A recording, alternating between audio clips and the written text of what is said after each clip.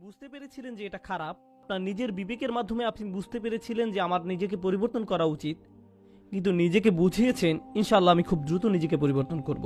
আমি জানি নিজেকে পাল্টাতে হবে, আমি জানি এটা খারাপ, শুধু এই সপ্তাহ পরেই আমি সম্পূর্ণ ভিন্ন মানুষে পরিণত হব। বেশি না, আর একটা সেমিস্টার 2 মাস ওই বকে যাওয়া বন্ধুদের সাথে থাকবো, তারপর আমি অন্য কোর্স নিব। এখন ওদেরকে রাগানো ঠিক হবে না।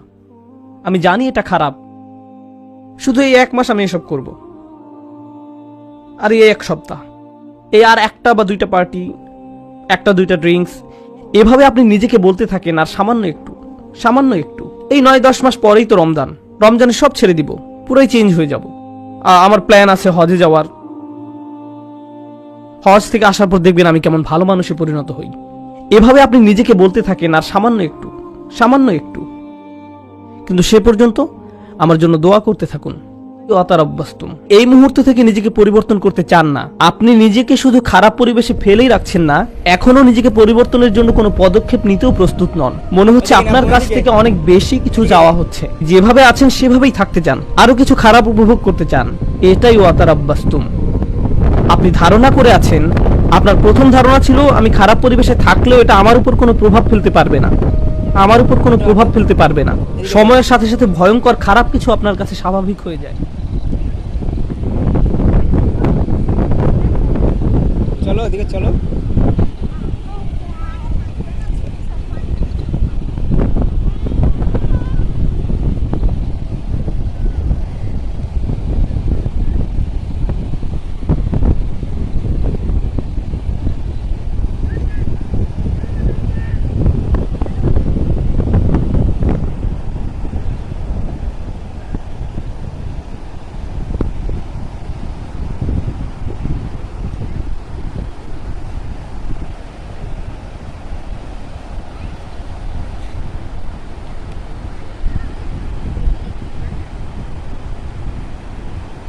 আমুরে ভাইবা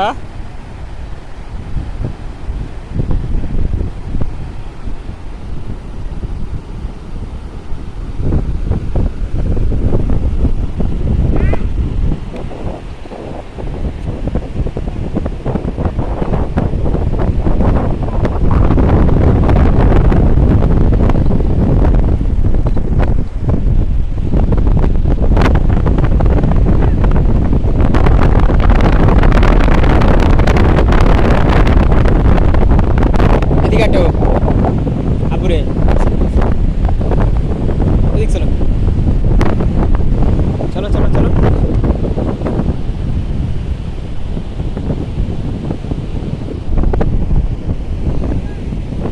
এদিক তো দেখছো পানি, চলো আমরা পানি দিয়ে যাবো। এই যে আমরা পানির কাছে যাব, এখন আমরা পানির কাছে যাব।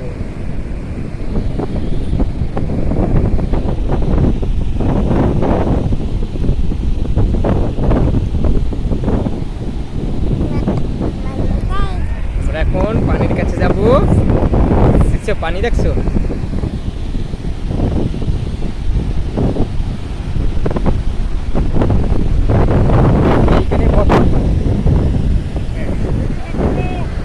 দাঁড়াও, আমি আসি তো, বসো, আমি আসি না।